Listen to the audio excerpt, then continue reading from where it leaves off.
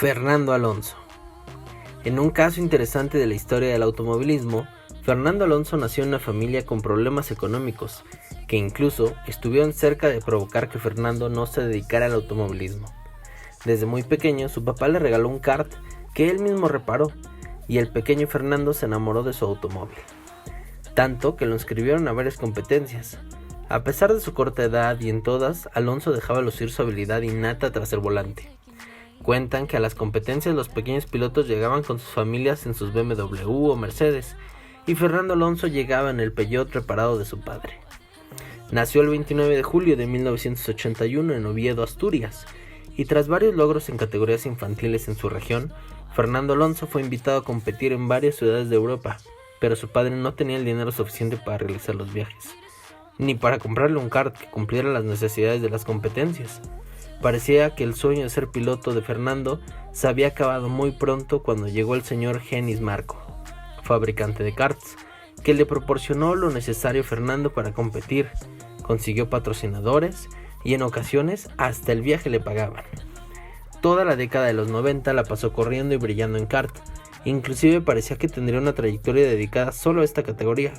Prácticamente tenía toda Europa bajo sus pies, al ganar en España, Italia, Bélgica y ser campeón en Europa. Sin embargo, parecía que las competencias en Fórmula estaban lejos de su alcance por las condiciones económicas que se requerían, hasta que apareció el expiloto español Adrián Campos, que le patrocinó para el Euro Open by Nissan. Fernando Alonso le respondió con 6 triunfos y el campeonato. A bordo de un Minardi compitió en el 2000 en Fórmula 3000, pero en desventaja frente a los otros pilotos por tratarse de un equipo sin muchos recursos.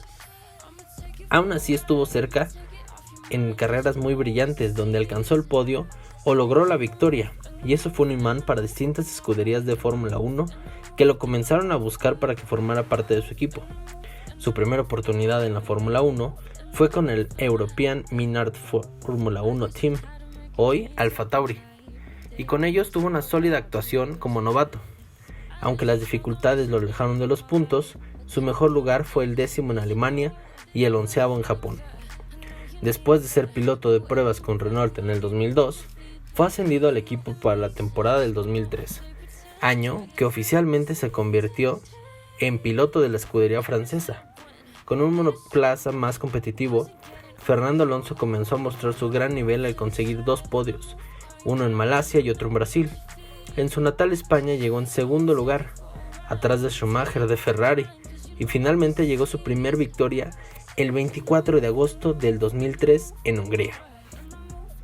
Fue una actuación espectacular y arrancando desde la pole position dominó toda la carrera hasta llegar al triunfo, delante de Kimi Räikkönen, contra quien competía desde kart, y del colombiano Juan Pablo Montoya. Ese año culminó en 6º lugar, con lo que rápidamente se consolidó la Fórmula 1 con Renault.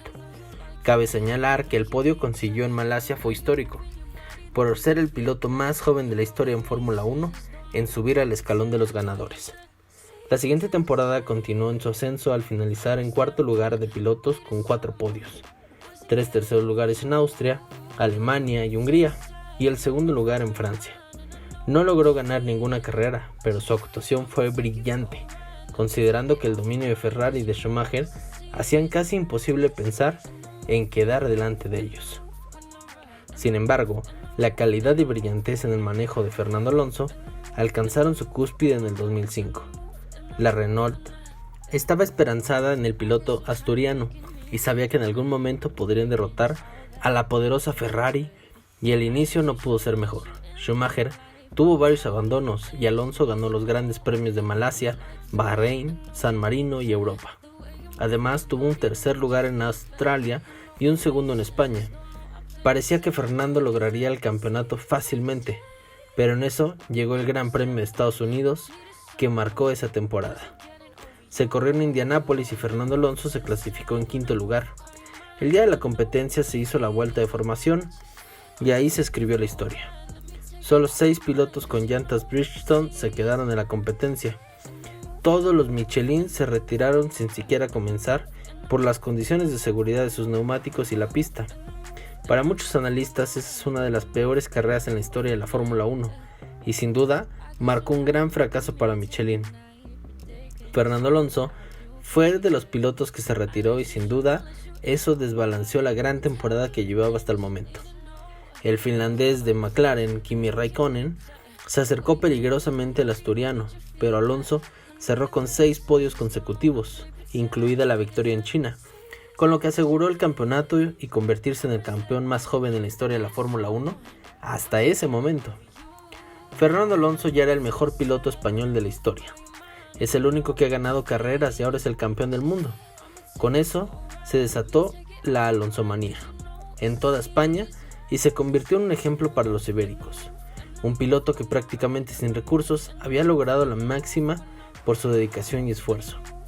En la Fórmula 1 también comenzó a ser un referente y especialmente a ser el principal rival del alemán Michael Schumacher.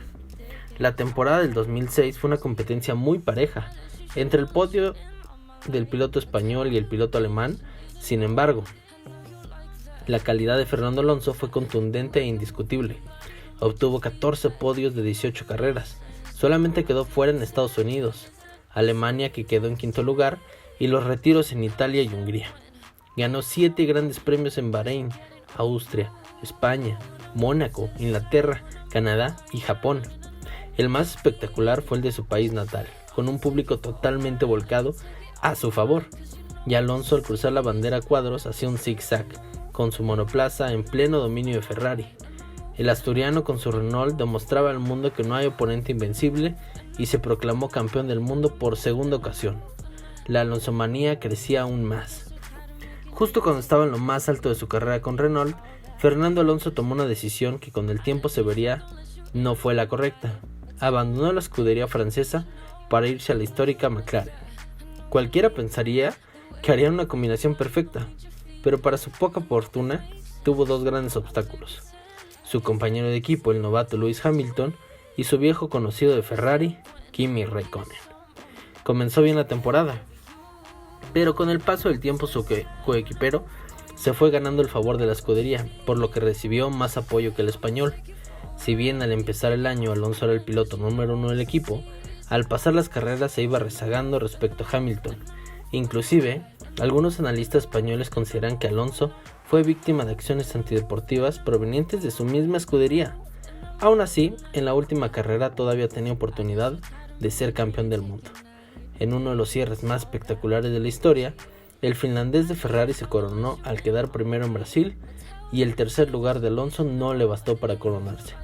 Regresó a la Renault tras dificultades con McLaren, pero ya no tuvo los mismos resultados. Así que en el 2010 dejó de nuevo la escudería francesa para irse a Ferrari en un monoplaza más competitivo. Desgraciadamente para los italianos y para Fernando Alonso, en ese tiempo se cruzó en el camino Sebastian Vettel, quien a bordo de su Red Bull no dejó lugar para nadie más y obtuvo 4 campeonatos consecutivos. En 3 de ellos el subcampeonato fue del piloto asturiano, quien a pesar de no obtener el campeonato, fue uno de los mejores pilotos de la Fórmula 1, y su paso por Ferrari fue importante. Regresó a McLaren tras el abandono de Hamilton hacia Mercedes, pero ya el monoplaza estaba muy lejos de ser competitivo, y Fernando Alonso no logró mayor éxito. De hecho, el Gran Premio de España en el 2013 con Ferrari, el asturiano no había conseguido otra victoria en la Fórmula 1, y desde el 2014 no subía al podio, hasta la temporada del 2021 en Qatar, que llevó sus neumáticos al máximo y le arrebató el tercer lugar al mexicano Sergio Pérez. La celebración de Fernando Alonso al subir al podio fue muy emotiva a bordo de su Alpine. Sin embargo, no todo el automovilismo es la Fórmula 1, y Fernando Alonso ha demostrado ser un piloto muy versátil y para muchos el mejor de la historia. Como ya relatamos, ganó 2 veces el campeonato de pilotos de la Fórmula 1, pero también ganó 2 veces las 24 horas de Le Mans, por lo que solamente le falta ganar las 500 millas de Indianápolis para conseguir la triple corona del automovilismo, que solamente tiene Graham Hill. Y no lo es todo, también ha competido en Dakar, fue campeón en el campeonato de resistencia de la FIA y ha ganado las 24 horas de Daytona. Sin duda, eso lo convierte en uno de los pilotos más impresionantes que han estado tras volante. ¿Conseguirá la triple corona? ¿Será campeón de la Fórmula 1 nuevamente? Sin duda, lo veremos muy pronto.